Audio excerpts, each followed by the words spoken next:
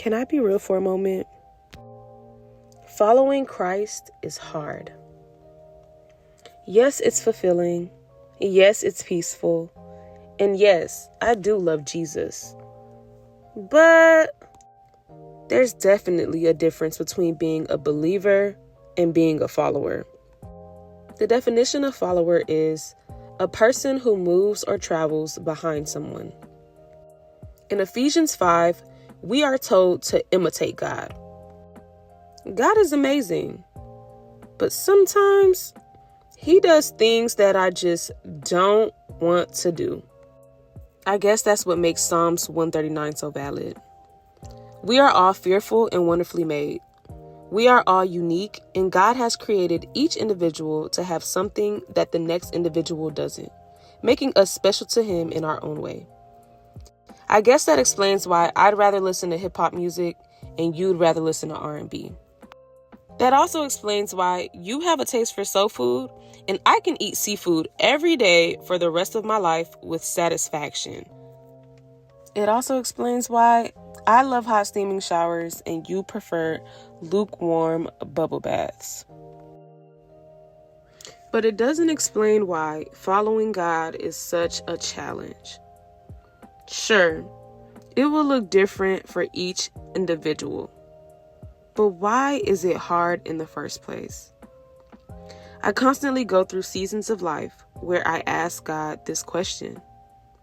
He made us in His image, so that means I should be able to follow Him without trouble, right?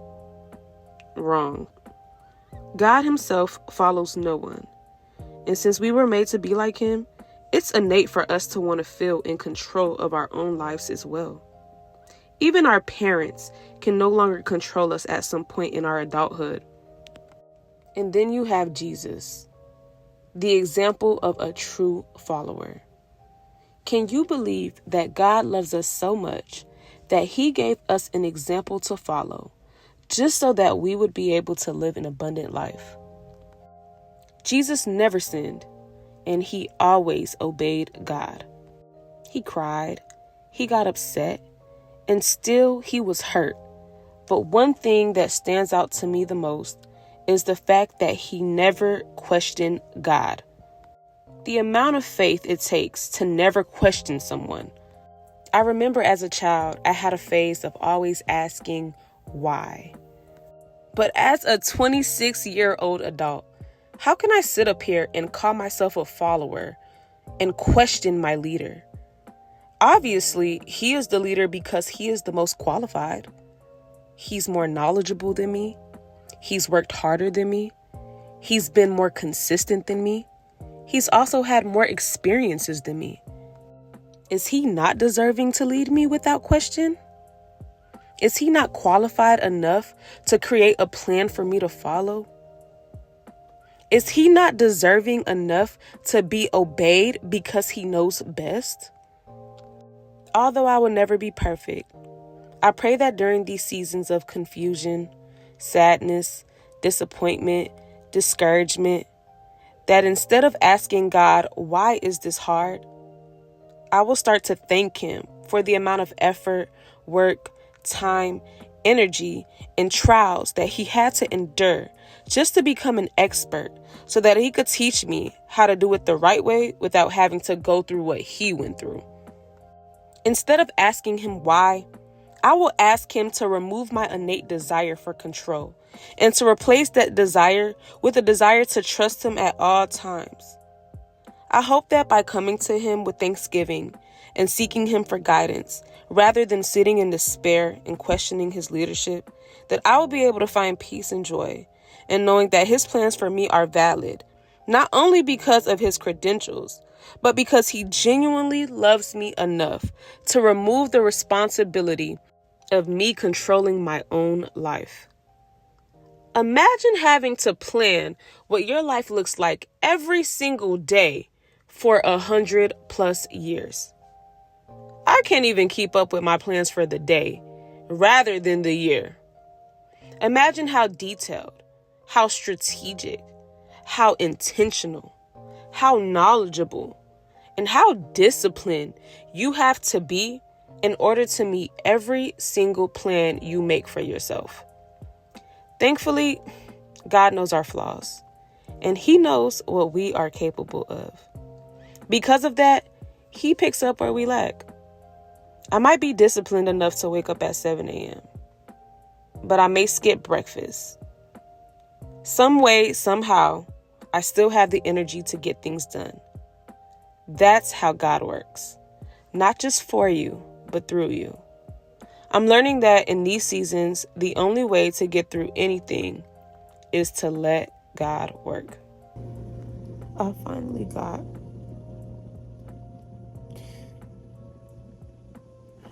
to a point in life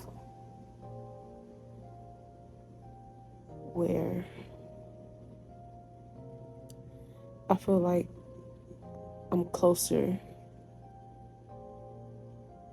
to knowing what my purpose is. I feel like I know what my purpose is. I feel like I'm confident in what God's will is for me. I may not be confident in the journey or even in knowing how to get there and how to handle detours and how to slow down at yellow lights and stop at red lights and keep going at green lights even when the road is slippery. But I'm confident in the purpose that God has for me. I'm confident in His will for me. And so because of that, I'm on the journey. And I'm trying so hard every single day to not look back, to not say, you know what, let me go back home because it was more comfortable. Because right now I am so uncomfortable. I am so uncomfortable. And before I got to this point, I was stuck in a place of comfort. I was still uncomfortable in comfort, but there was a piece of comfort that allowed me to have like a pit stop in the journey. And I do believe that it probably was much needed. It was much needed because when you're driving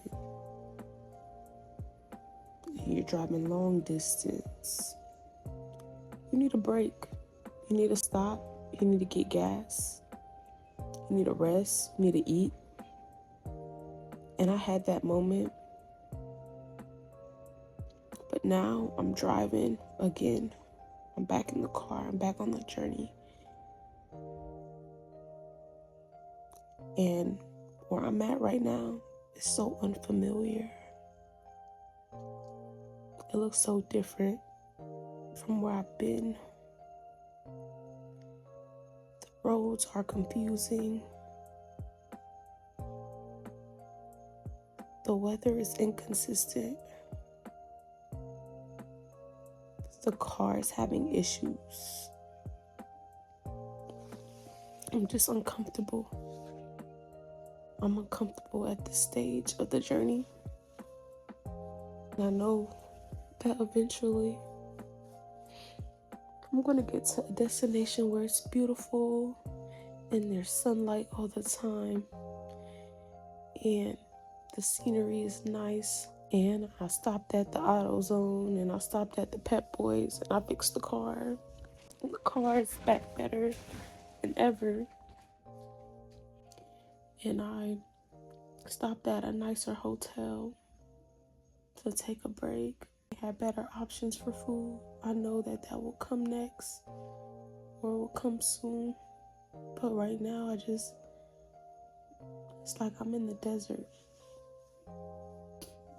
It's lonely. There's nobody else here. I'm getting tired of being here. I'm tired of being in this place. But I have to keep fighting.